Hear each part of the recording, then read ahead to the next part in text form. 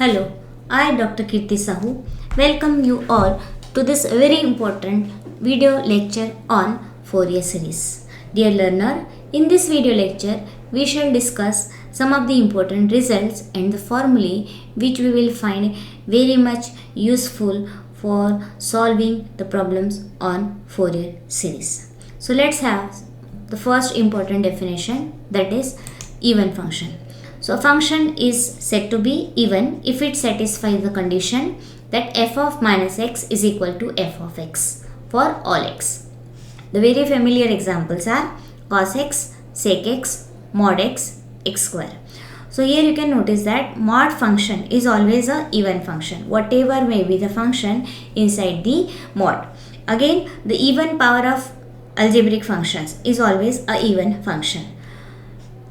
So we would like to note some important things about the even function, that is the graph of even function is symmetrical about y-axis. Then any function containing the even power of x as well as the terms of cosine and sec is always a even function. The product of two even function is even. Result is true for sum of the two even function as well.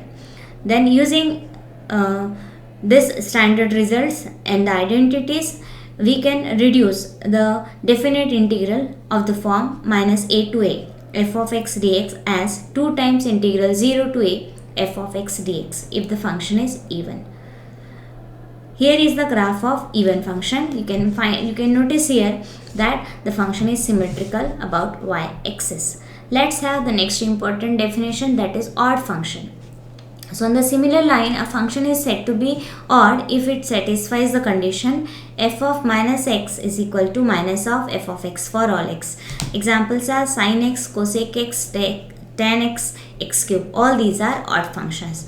Then the more important remarks are the graph of odd function is symmetrical about origin. Then function which is odd may contain odd power of x or may contain only sin x, cosec x. Then the product of two even function, the product of two functions, one of them is even and other is odd, is always odd function. Then the sum of two odd function is odd. The product of two odd function need not be odd, it is even, right? Then this integration, definite integral, will reduce us to 0 if we have an odd function. So this result we will be using frequently in order to simplify the problems on the Fourier series. So these results of definite integral one should remember. So here is the graph of the odd function. You can see here the symmetry of the even function about origin. Now let's have some important results. So here I'll show you how to derive the standard formula. So the first standard formula is sin n pi 0. How to get this? So what we will do here, n is taking any integer value. So let's take arbitrarily any value for n. Say I am taking first n as 1. So sin pi, we know very well according to our knowledge, sin pi is nothing but 0. If I'll put n as say 0, sin 0 is 0. Again sin 2 pi is also 0. So what we find when I am taking any value for n, that is 0, 1, 2 like this, every time I am getting it as 0. So that's why the generalized result for this has become sin of n pi is equal to 0. Similarly, we can derive the result for cos n pi, that is nothing but minus 1 raised to n. Here also arbitrarily 1 by 1 we will take the value for n. Let's take first n as 0. So cos 0 pi, that is cos 0 is 1. Then put n as 1, I am getting minus 1. When I am taking n as 2, I am getting 1. So see here we are getting one pattern. What is the pattern? Pattern is that alternatively we are getting plus 1 minus 1. So if you notice, when I am getting 1, the angle over here is nothing but the even multiple of pi, right? 0, 2, then again next value would be obtained for n equal to 4. So when I am having even multiple of pi, then I am having 1, and when it is odd multiple, here it is 1. 1 pi is minus 1. Next value 3 pi will also come out to be minus 1. So what I am having, that even multiple of pi is 1 and odd multiple of pi is minus 1. How to represent this? So that I can represent very well with the help of this formula. That is what? Minus 1 raised to n, right? So if I am taking n as a even value, you will get minus 1 to the power 2, minus 1 to the power 4, that is always 1. And if you take odd values, so minus 1 to the power 1 is minus 1, minus 1 to the power 3 is minus 1. So in this way, just making use of the general knowledge which we know, which we have studied in our elementary classes, will help us to derive this standard formulae. Let's have next important formula, that is sine of 2n plus 1 times pi by 2 is minus 1 raised to n.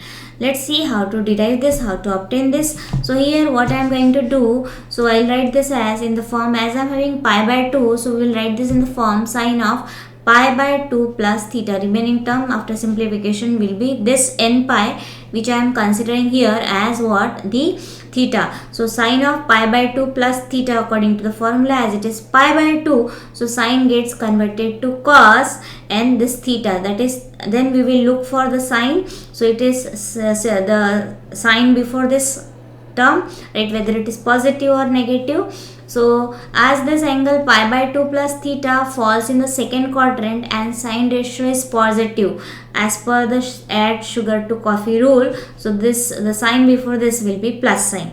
So what we have, sine of pi by 2 plus n pi is cos of n pi.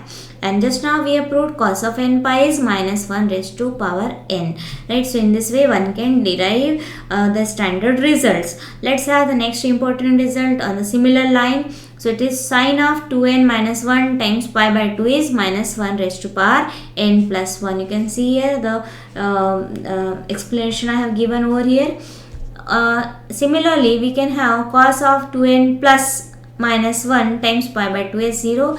Here I have mentioned the explanation for plus. You can get the similarly the result for minus 1, right. So it is sine of cos of 2n plus 1 times pi by 2 is 0. So in this way one can derive the standard formulae. The viewers are expected to remember these results in order to simplify and get the result in short duration of time. Otherwise, I have told you how to get the values, standard values, right. Okay, next, the next formula which we will often use in a Fourier series is the Bernoulli formula, right. This is the integration by successive integration by parts given by Bernoulli, hence it is also called as a Bernoulli formula. So it is used when we have integration of two function out of which one of the function has a derivative terminating after some steps. So then we will use this formula. So here dash stands for differentiation, whereas suffixes denotes the integration, and the suffix 2 means 2 times integration. Okay, so this we will use very often. The next important formula is when we have a product of exponential term with a sine and cosine, then this formula need to be used. Now how to use this? So you can find here the multiplication coefficient over here. The first multiplication coefficient is common in both the term. There is a change in the middle term only, right. What are the changes? So very first change is minus plus, so sign subtraction. In this way we can remember, sign subtraction, other will be positive, right. Then we will start with a, here also a, then whatever function is there that we will mention here, that is sine function is there, so we will write a sine bx, right. Here it is cos, so we will write a cos bx. Then next term a is already utilized, so next we will have b, and then sine is used, so it's complementary, that is cos, so we will write cos. Cos is used, so complementary, that is sine. So in this way we can have the formula, right. No need to remember it, just a simple trick will help you to remember this formula without any mistake. Okay, let's have the next set of formulae. So the next set of formulae, these are the formula of sine. Trigonometric identities, we will have sine A cos B, sine A sine B, cos A cos B, and one more, that is cos A sine B, right. So out of this, the generally students commit mistake in remembering the very first formula. They used to write cos of A plus B minus, it's not cos of A plus B, it's what, A minus B. So this has to be remembered very well, right. So if you remember these set of formulae, you will find it easy to deal with the problems of the Fourier series. So let's see, as we have already seen what is Fourier series, what are the conditions required. So here I have mentioned the Fourier series over the interval c to c plus 2l. Okay, so here a naught is called as a nothing but it is called as a DC component in the electrical networks. Then if I'll put n here, n takes the value 1 to 3, so if I'll put n as 1, I'll get A1 and B1, right? So A1 and B1, these are called fundamental frequency components, right? Fundamental frequency components, and remaining values, that is A2, A3, B2, B3 and so on, all these are called as the harmonics, which are nothing but multiples of fundamental frequencies. So this need to be understand very well. Let's see some of the important results or remarks of the Fourier series. That Fourier series exists not only for continuous function but also for a discontinuous function. And what is the value of convergence at the point of discontinuity? That is given by f of x is equal to f of x plus f of x minus by 2, means mean of the right hand limit and the left hand limit of the function. X plus means right hand limit and x minus means left hand limit of the function, right? Most of the problems you will find that C will either take the value 0 or C is equal to minus L. In the previous video lecture, we have seen that the Dirichlet condition need to be satisfied by a Fourier series, but that is not a sufficient necessary condition. That's just a sufficient condition for the convergence of f of x. Then let's have the various possibilities for the Fourier series expansion. So we will have the more frequent interval which we will find are of the form nothing but minus L to L or 0 to 2L. So for that, the series so obtained is called full range expansion of f of x. Why it is called full range? Because we get all the coefficients, Fourier coefficients, that is a0, an and bn, right? So Fourier series full range expansion is given by this formula 1, where if the interval is 0 to L, then a0 is then just write the limits of integration as 0 to 2L. Whatever interval is given, that we will mention. That's it. Only that change need to be done. You can verify here. All other terms remains the same. Only we are changing the limits of integral. Or rest of the things remain same. Okay. So here it is 0 to 2L. Here also 0 to 2L. Right. So this is for interval 0 to 2L. Similarly, we can have, if suppose interval is minus L to L, then a0, an, limits of integral will change, replaced by minus L to L. Okay. Now see here, the value of L is maybe any positive integer. So most frequently we find that the interval is of the form 0 to 2 pi or minus pi to pi. So what we will do, just replace L by pi, okay, in these two set of formulae. So what you will get 1 by pi integral 0 to 2 pi f of x dx. Then here it is 1 by pi 0 to 2 pi f of x cos n pi x L is pi. So pi will get cancelled, you will have cos nx simply, right? So this is generalized formula. If you wish, you can obtain this for L is equal to pi, that is for the interval 0 to 2 pi and minus pi to pi. Now this is the if you notice that the integral is of the form minus L to L, definite integral.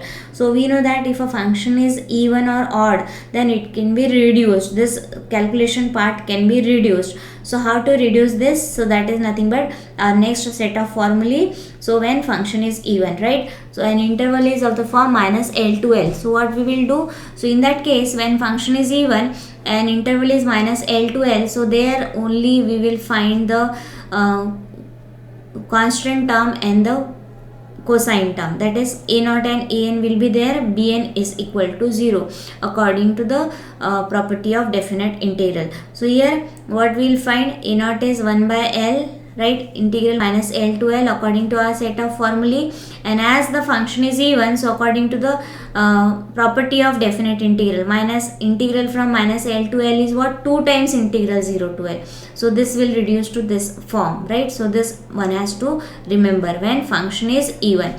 Similarly, we can have a reduced formula for an, that is 2 by L integral 0 to L of f of x dx. Okay, then if in place of L we will have the interval as of the form minus pi to pi. So similar changes need to be done. What we have to do in the set of formulae, remember these are the generalized ones. So you just identify the value of L. L is nothing but pi. So it will be n pi x by pi, pi cancel. So it simply becomes nx. Accordingly changes need to be done. Just put n as pi. Okay. Now So we may have the possibility of function as odd also when the interval is of the form minus L to L. In that case, A0 and A0 is 0, you will find only the term of Bn. So it will contain a sine series only. Okay, so corresponding changes on the similar line can be made. Again, as a specific case, the interval is if minus pi to pi, then we will have a Fourier series in this way. So remember, this need to be done if you will have the interval of the form minus L to L and you will find that the function is even or odd. But if suppose function is neither even nor odd but the interval is say minus L to L, in that case the full range expansion of Fourier series need to be done, which I have discussed in the very first slide of the introduction of Fourier expansion. Okay, now then there are certain cases that a function given is nothing but a defined on a finite interval. Say it may not be, it is always possible to have a periodic function of period 2L is defined, and but the interval is 0 to L. So it's possible to extend such functions to another half interval, that is minus L to L, in order to make the complete interval minus L to L, so that a function is either even or a function is odd. So when a function is defined only in the interval 0 to L or 0 to pi, then the series so obtained is called as a half range Fourier series. So here we will have, depending upon whether the extended function is a even or odd, the two types of half range series. One is half range cosine series. This is possible when the extended function is a even function, and when the extended function is odd, then we will have Fourier sine series. Okay, so what is the formula? So interval is obviously 0 to L. In this case, the Fourier sine series, the generalized Fourier sine series is a0 by 2 plus summation n equal to 1 to infinity of an cos n pi x by L, where a0 and an are given by the formula which we have written for the even function. Okay, so this is exactly same as that, only changes that you have to extend the function in the interval minus L to 0, so that the complete interval will get covered, that is minus L to L. Okay, then as a particular case, when L is pi, we will have such type of Fourier cosine series. So formula are very easy to remember. Okay, similarly we can have a Fourier sine series of f of x, that is when extended function is odd.